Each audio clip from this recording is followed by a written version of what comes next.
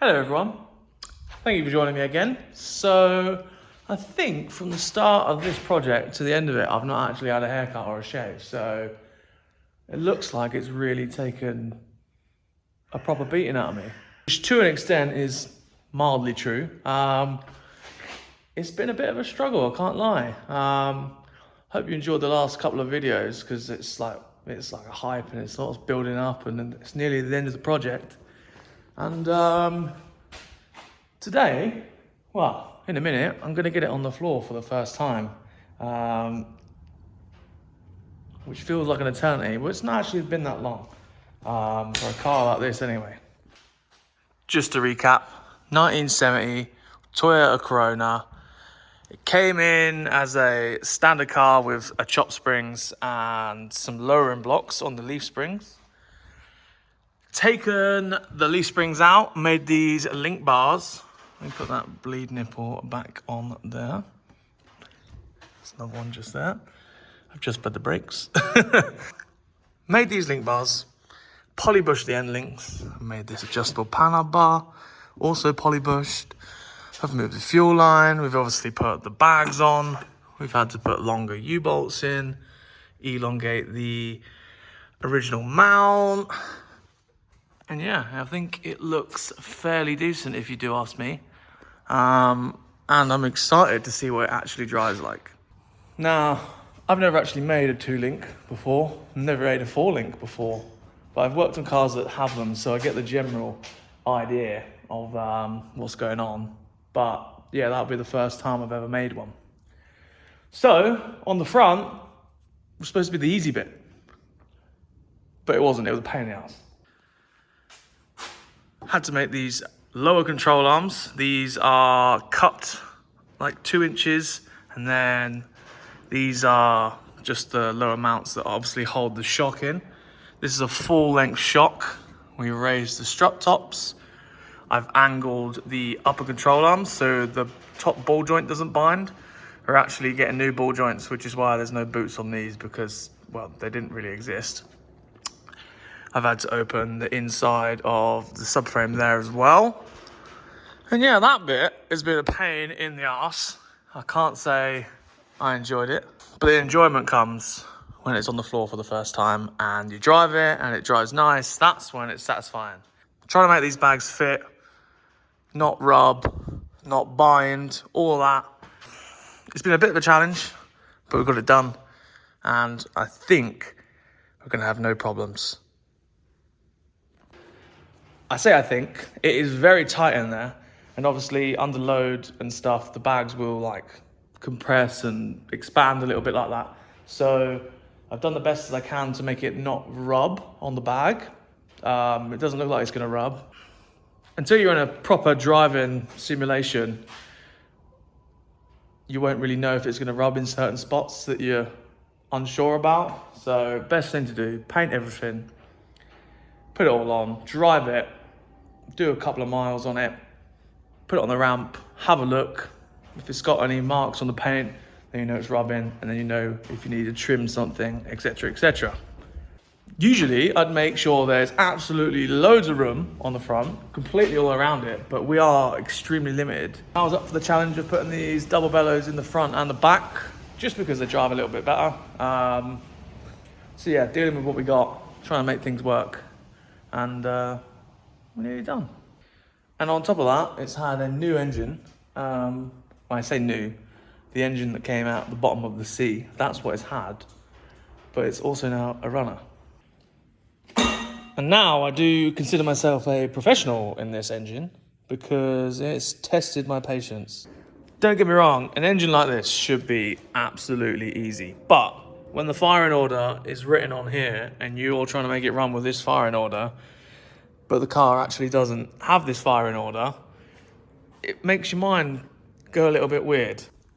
So we've got the engine code on there, 2R, which is what this is, 1342. This engine does not fire in 1342, it fires in 1243, which is just stupid.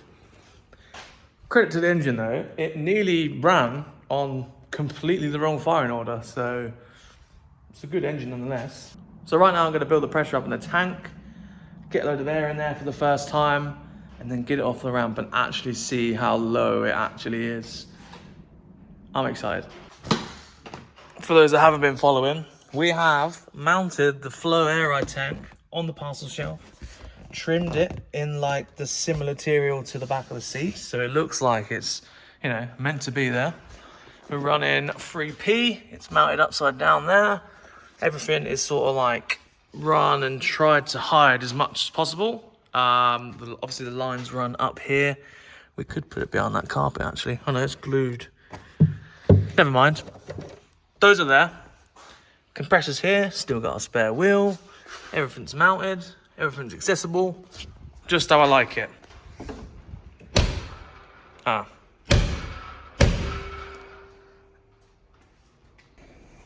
Don't worry about that bit. Don't worry about it. Now, I haven't actually mounted the ignition live yet because I need to get it on the floor and get right underneath the dash, and the door doesn't really open too far. So I'm going to bodge this in there a little bit and get some pressure in it, and then I'll get it off the ramp and then I'll actually mount it properly.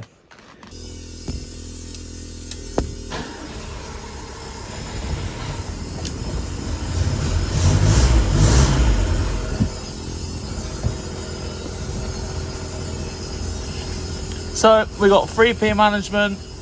Don't calibrate it yet. Just get some. We'll get some pressure in it. Build the tank up. Don't know if I should be ashamed or just laugh. I've had a problem where the tank's not building any pressure. Like nothing at all. I'm getting well confused. What's going on?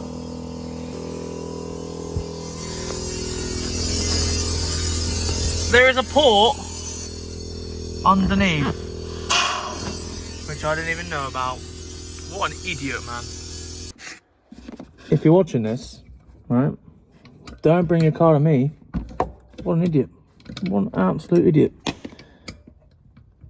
How did I not see that? Well, if I didn't tell you all the bad bits that happened, you wouldn't think it was real. Make sure you put that bit in.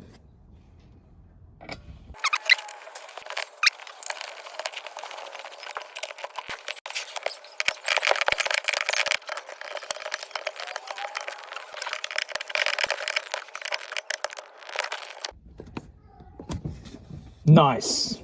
That's better. It works amazing when you block off all the holes on the tank.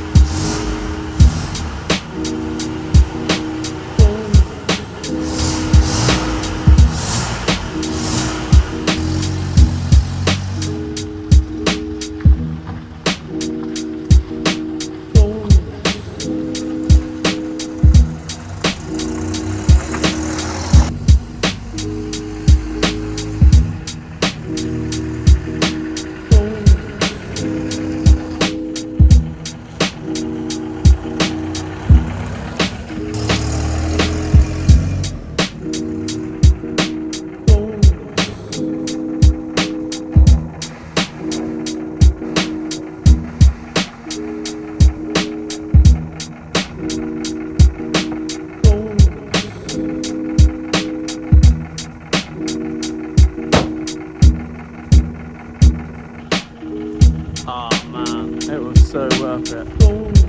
That's so good. You can see the tank there.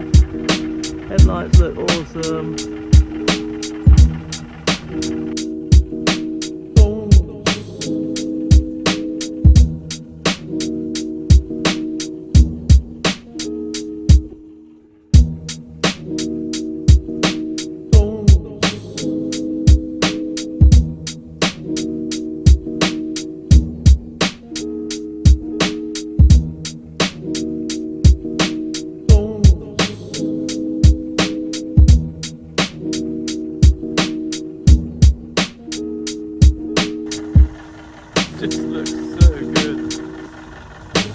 I'm going to take it back to the workshop because we seem to have sprung an oil leak, which is less than ideal.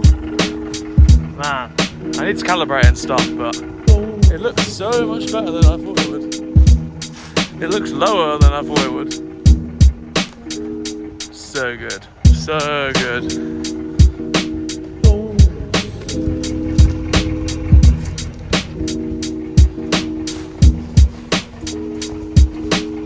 My phone is about to die, so I need to go back to the workshop.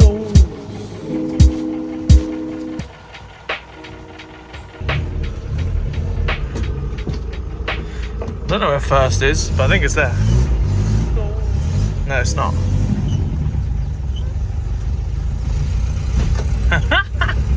Drives alright, you know. Whoa!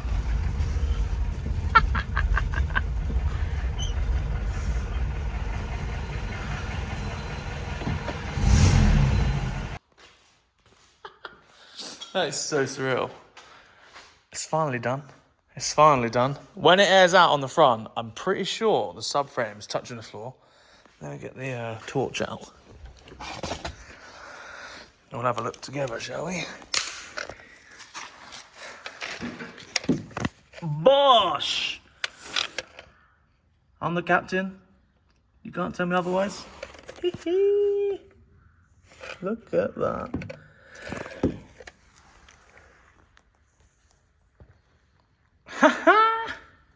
And the rear tucks loads more than it did on the ramp. Obviously because it's got a lot of weight on it, so that's where it goes lower, but man. It literally sits on the floor, which is perfect. It's exactly what I want it to do. I just want to see how low the exhaust is.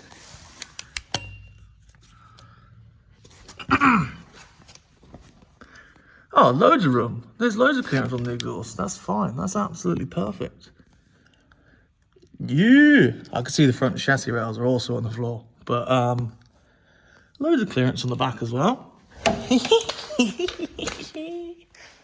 Keep getting a invalid mount on the manifold. I'm not quite sure why. I have mounted it upside down, but you are allowed to do that. So I'm not quite sure why. So I can't calibrate it and put any presets in it at the minute, but I'll figure that out. Oh, what a great sign of relief.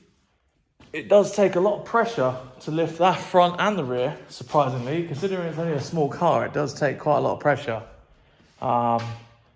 Mainly because it's a double wishbone on the back. Obviously the rear does lift a lot easier, but because it's a double wishbone and the strut's right in the middle, that's usually why it takes a lot more effort.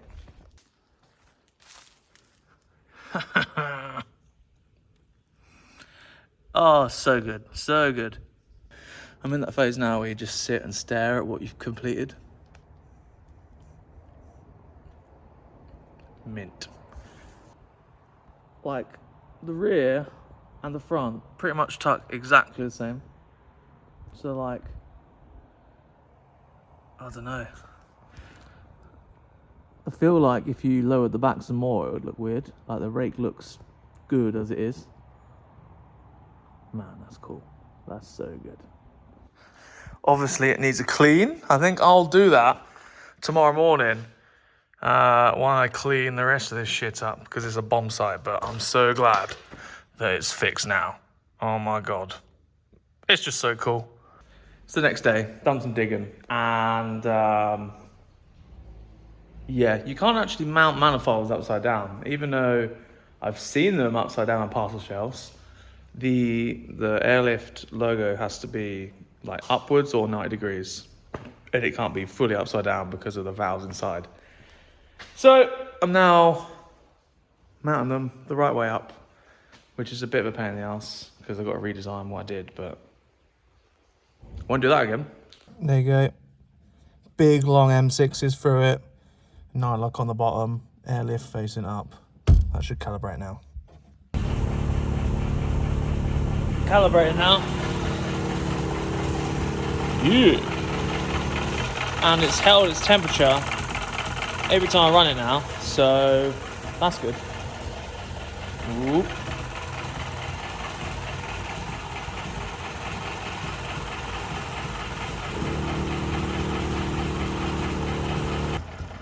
Just calibrated it.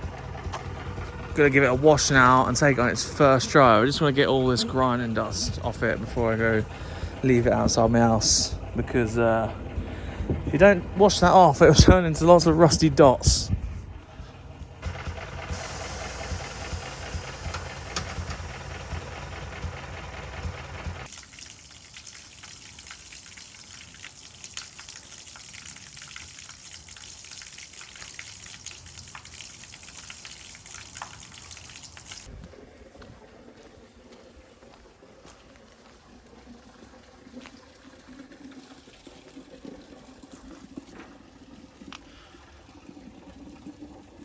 Right, let's go take it on its first drive. First stop, petrol station.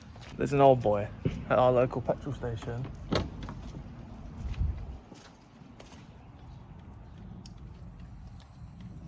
Thought that was an air leak. There's an old boy at the local petrol station, and he fills it up for you. So I want to know if he knows where the petrol cap is on here, because it's in there, behind the plate.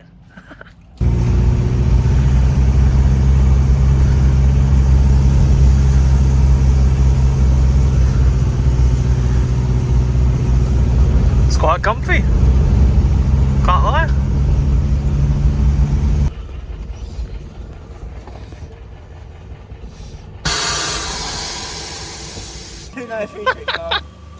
There you go, put it in.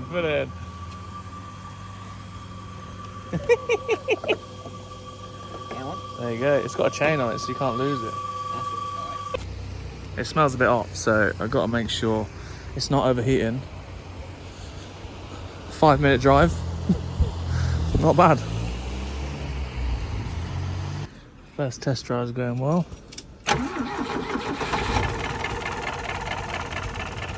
Dead battery.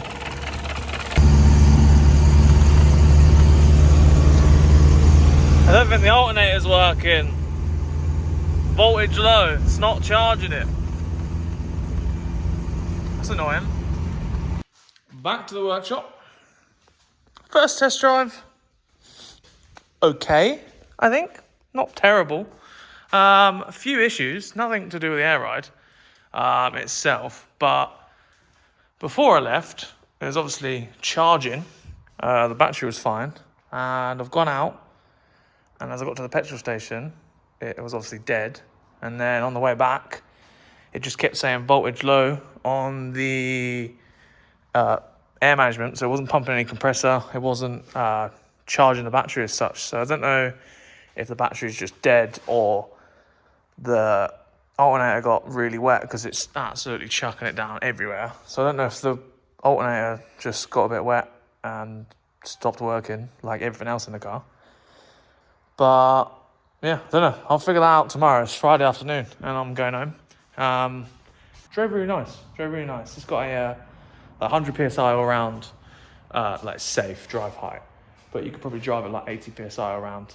Sounds like quite a lot, but because it's like a double wishbone setup, it's going to be a lot more pressure than a normal car anyway. Yeah, once we've got all the electrical issues and stuff like that sorted, I think it'll be a much better experience, because I nearly couldn't raise it up at the petrol station because of obviously there's no power in the car. So that's why I took it home, in case it died while I was driving along and I couldn't get it back anywhere. But yeah, good car.